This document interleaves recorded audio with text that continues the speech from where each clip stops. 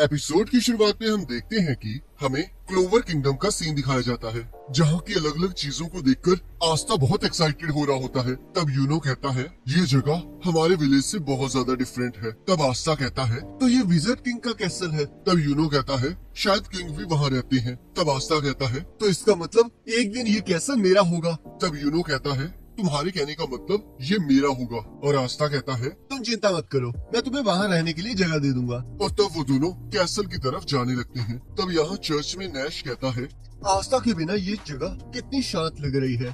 तब sister lily कहती है वो लोग अब तक रॉयल कैपिटल पहुँच चुके होंगे और मुझे उम्मीद है कि उनका एग्जाम अच्छा जाएगा। तब नैश कहता है मैं भी यही उम्मीद करता हूँ। तब आस्था कहता है आखिरकार ये एग्जाम हो कहाँ रहा है। तब यूनो कहता है शायद ये यही हो रहा है, पर आखिरकार तुम खा क्या रहे हो। तब आस्था कहता है ये ग्रिल्ड पर्पल स्नेक्स हैं, तो क्या ये तुम भी खाना चाहते हो। पर यूनो मना कर देता है और वो दोनों मैजिक नाइट एग्जाम के एंट्रेंस वाली जगह पर पहुंच जाते हैं। और वहाँ सभी लोग सभी पार्टिसिपेंट्स को चीयर कर रहे होते हैं और वहाँ सभी पार्टिसिपेंट्स की ग्रिम वॉक को देखकर नंबर दिए जा रहे होते हैं। और यूनो की ग्रिम वॉक को देखकर सभी लोग चौंक जाते हैं। और तब वो दोनों अंदर चले जाते हैं। पर यहाँ बहुत सारी बर्ड्स घूम रही होती है। तब एक पर्सन बताता है ये फेमस एंटी बर्ड्स हैं। जितनी ज्यादा कम तुम्हारे पास मैजिकल पावर्स होंगी उतनी ज्यादा बर्ड्स तुम्हारे पास आएंगी। और तब वो देखते हैं यूनो के आसपास एक बर्ड भी नहीं होती। और तब आस्था कहता है हम में से कोई एक विजिट किंग बनेगा, तो यही वो जगह है जहाँ से हमारी कहानी शुरू होगी। और हम देखते हैं आस्था के आसपास बहुत सारी एंटी बर्ड्स होती हैं, जिसे देखकर लोग हंसने लगते हैं। और तब आस्था एक आदमी से टकराता है।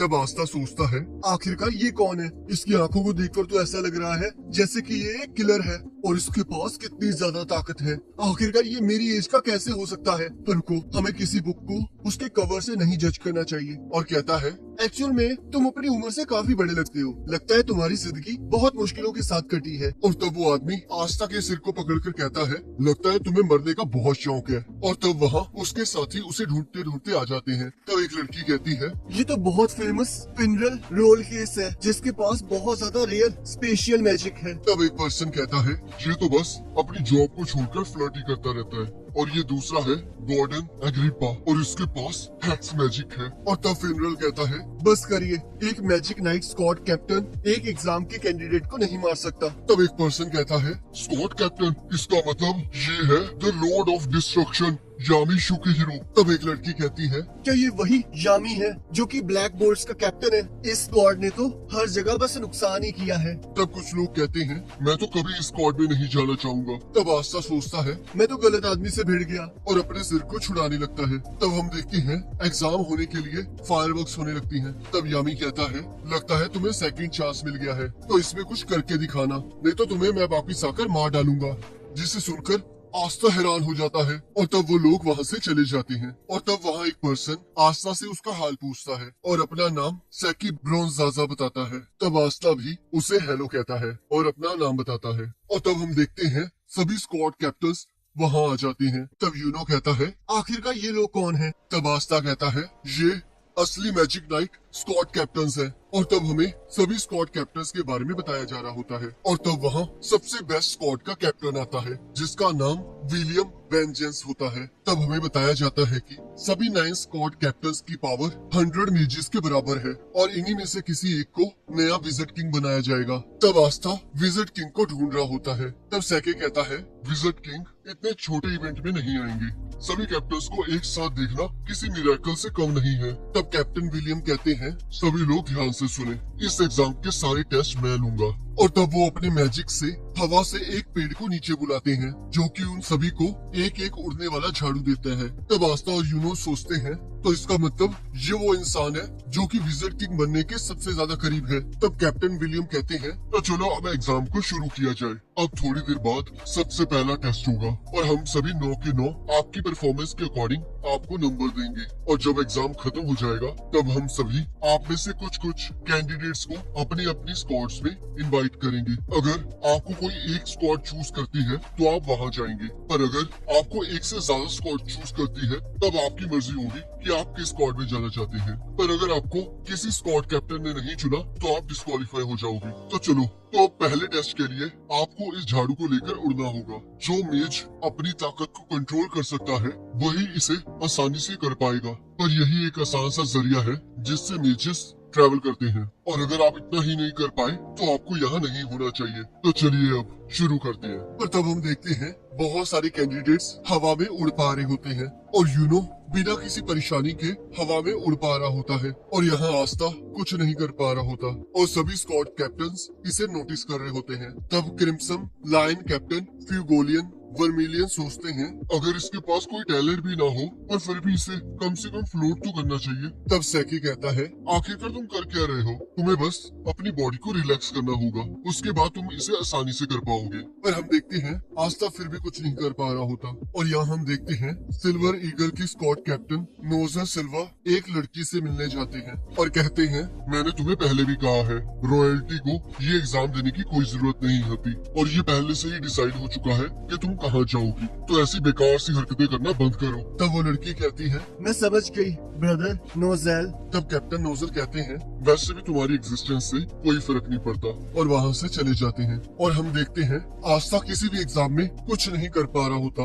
पर वो फिर भी हार नहीं मानता। तब कैप्टन विलियम कहते हैं तो अब हम इस एग्जाम का आखिरी राउंड शुरू करेंगे जिसमें आपको एक दूसरे के साथ लड़ना होगा। तब कैप्टन वर्मिलियन कहते हैं तुम सभी तैयार हो जाओ, तुम्हें अपना एक पार्टनर चुनकर अपने ग्रिमवॉर की मदद से लड़ाई करनी होगी। एक नाइट के तौर पर हमें लड़ना आना चाहिए, तो हम वही देखना चाहते हैं। तब कैप्टन विलियम कहते हैं जब तक एक हार नहीं मान जाता या फिर लड़ ना पाए तब तक ये एग्जाम चलता रहेगा और जो लोग जख्मी होंगे उनके लिए हीलिंग मेजेस यहीं पर है, तो फिर इसलिए पूरी शिद्दत से लड़ना। तब आस्था सोचता है क्या ये लास्ट टास्क है? मैंने अभी तक कुछ नहीं किया है, अब मुझे शो ऑफ करने के लिए किसी स्ट्रॉन्ग पर्सन के साथ लड़ना होगा। तब सैकी आस्था से लड़ाई करने के लिए मान जाता है। तब उनकी लड़ाई शुरू होने वाली होती है। तब आस्था कहता है तो चलो हम अपनी पूरी जान लगा दें ताकि हम अपना गोल अचीव कर सके। तब सैकी उसके पास आकर कहता है इतना हार्ड ट्राई करना बंद करो, तुम तो बस एक बेकार से चूहे हो जो कि गलत जगह आ गया है। मुझे तो तुम्हें शुक्रिया कहना चाहिए कि तुम यहाँ तक आए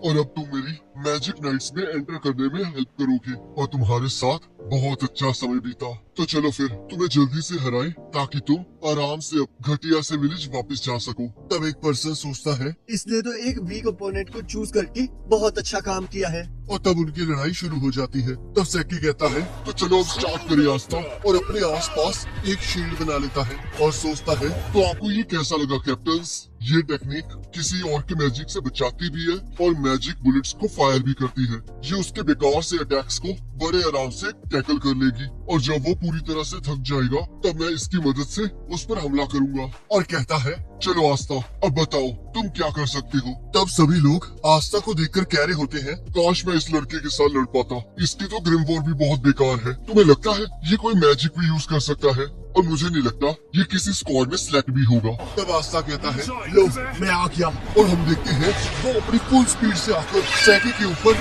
अपनी तलवार से हमला कर देता है जिससे उसका मैजिक टूट जाता है, जिसे देखकर सब लोग हैरान हो जाते हैं। तब आस्था कहता है मैं तुम्हारी तरह अच्छा समय बिताने के लिए मैजिक नाइट ज्वाइन नहीं कर रहा हूँ, मेरे पास उससे भी बड़ा गोल है। मैं एक दिन विज़र्ड किंग बनना चाहता हूँ। तब यहाँ यूनो सोचता है ये नहीं हराएगा तुम्हें आस्था, मैं हराऊंगा। तब कुछ लोग कहते हैं कि ये सच में ये सब कुछ कर सकता है, आखिरकार ये है कौन कि ये सच में विज़र्ड किंग बनना चाहता है। तब यहाँ फिनरल कहता है बाकी टास्क के अकॉर्डिंगली मुझे नहीं लगा था इसके पास इतनी पावर होगी। तब यामी कहता है ये कोई मैजिकल पावर नहीं है, मुझे तो लगता है इसके पास तो कोई मैजिक ही नहीं है। और सोचते हैं तभी मैं सोचूं कि उस टाइम पर मुझे इसमें से कोई मैजिकल पावर क्यों नहीं सेंस हुई, और ये फिर भी कह रहा है कि ये विज़र्ड किंग बनेगा, क्या मजाक की बात है। और यहाँ हम देखते हैं बाकी कंटेस्टेंट्स भी आपस में लड़ने लगते हैं और तब एक पर्सन यूनो को लड़ने के लिए बुलाता है और वो यूनो से कहता है चाहे तुम्हें 4 लीफ क्लोवर ने चुना हो पर तुम कोई रॉयल्टी नहीं हो, तो इसलिए मैं तुम्हें बताऊंगा तुम्हारा स्टेटस और पावर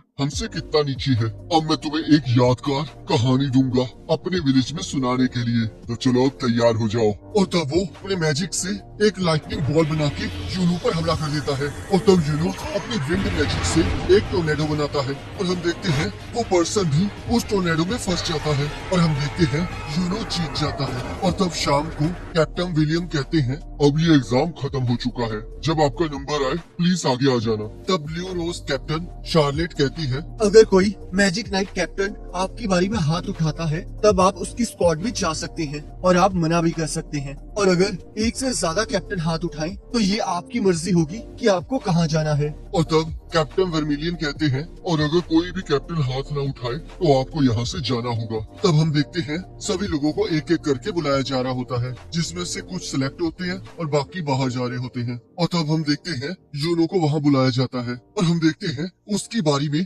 सारे कैप्टन हाथ उठा लेते हैं, जिसे देखकर सब लोग चौंक जाते हैं। तब आस्था सोचता है, ये तो कमाल हो गया, ये सभी लोग इसे अपनी टीम में लेना चाहते हैं, तो आखिरकार ये है मेरा राइवल। तब यूनो सोचता है, मुझे उस स्क्वाड को चुनना चाहिए जिससे मैं बहुत जल्द विजिट किंग बन सकूं। और तब वो कैप्टन विलियम की स्क्वाड गोल्डन डॉन को चुनता है। और तब हम देखते हैं आस्था का नंबर आ जाता है और हम देखते हैं आस्था की बारी में कोई भी हाथ नहीं उठा रहा होता, जिसे देखकर आस्था शॉक हो जाता है और सभी लोग उसे वहाँ से जाने के लिए कह रहे होते हैं। तब कैप्टन यामी कहते हैं, इसमें कोई हैरान होने की बात नहीं है, इससे कोई फर्क नहीं पड़ता कि तुम लड़ाई में कितने अच्छे हो, पर कोई भी किसी ऐसे को अपनी टीम में नहीं लेगा जिसकी पावर के बारे में किसी को कुछ ना पता हो, क्योंकि आखिर में सभी कैप्टन्स मैजिकल पावर्स ही ढूंढ रहे हैं। और तब कैप्टन यामी सभी को अपनी पावर दिखाने लगते हैं और आस्था के पास पहुंच जाते हैं। उनकी पावर को देखकर सभी लोग शॉक हो जाते हैं। तब आस्था सोचता है, ये प्रेशर बहुत ज्यादा है, तो एक स्क्वाड कैप्टन की मैजिकल पावर ये होती है। तब कैप्टन यामी कहते हैं, अगर तुम्हारे पास कोई मैजिकल पावर नहीं है तो तुम किसी को नहीं चाहिए, और यही रियलिटी है। और जैसे कि तुमने पहले कहा कि तुम एक विजिट किंग बनना चाहते हो, तो तुम्हें ये पता होना चाहिए कि तुम्हें हम सारे 9 कैप्टन से ज्यादा अच्छा होना चाहिए। और अब मेरे सामने खड़े होकर क्या तुम ये कह सकते हो कि तुम विजिट किंग बनोगे चाहे तुम्हारे पास कोई मैजिकल पावर नहीं है? क्या तुम फिर भी यही सोचते हो? तब आस्था कहता है, ठीक है, चाहे मुझे आज मैजिक नाइट ज्वाइन करने का मौका ना मिले, पर इससे कोई फर्क नहीं पड़ता कि कोई क्या कहता है। मुझे चाहे ये जितनी मर्जी बार करना पड़े, मैं तब तक हार नहीं मानूंगा जब तक मैं विजिट किंग नहीं बन जाता। तब कैप्टन यामी जोर जोर से हंसने लगते हैं और कहते हैं, ओ लड़के, तुम मुझे पसंद आए तो चलो मेरी स्क्वाड को ज्वाइन कर लो। जिसे सुनकर वो और बाकी सभी लोग हैरान हो जाते हैं। तब कैप्टन यामी कहते हैं, क्या तुमने सुना नहीं, मैं तुम्हें ब्लैक बुल्स में आने का मौका दे रहा हूँ, और वैसे भी तुम्हारे पास मना करने का कोई ऑप्शन भी नहीं है, और ये कोई आसान बात नहीं होगी। हम तुम्हारा वो हाल करेंगे कि तुम अपने आप को पहचान भी नहीं पाओगे, तो तैयार रहना। और जब हम ये सब कुछ कर लेंगे और तब तुम जाकर विजिट किंग बन जाना। और तब आस्था को अपनी जर्नी याद आने लगती है और वो खुश हो जाता है। और यहाँ हम देखते हैं जो पार्टिसिपेंट सिलेक्ट नहीं होते उनको वापस भेज दिया जाता है। और तब आस्था यूनो से कहता है, अब तुम गोल्डन डॉन में हो और मैं ब्लैक बुल्स में, तो अब से हमारी रियल बैटल शुरू होती है। और हम देखते हैं तभी आस्था का पेट खराब हो जाता है और वो वॉशरूम की तरफ भागने लगता है। तब उसे देखकर सैके सोचता है, क्या तुम्हें सच में लगता है कि तुम इतने लोगों के सामने मेरी बेइज्जती करके आसानी से बच सकते हो? क्योंकि तुम्हारी वजह से मुझे लोअर रैंक मैजिक स्क्वाड मिली है, जिसका नाम ग्रीन प्रेइंग मैंटिस है। और तब सैके अपनी मैजिक से एक पॉइजन लिजर्ड बुलाता है और उसे आस्था के पास भेजने लगता है। पर तभी हम देखते हैं यूनो अपने विंड मैजिक से उस लिजर्ड को पकड़ लेता है और कहता है, आखिरकार तुम कर क्या रहे हो? तब सैके कहता है, मैं तो बस मजाक कर रहा था, मैं तो बस ये जानना चाहता था कि हम दोनों में से कौन ज्यादा अच्छा है। तब यूनो कहता है, यहाँ से चले जाओ,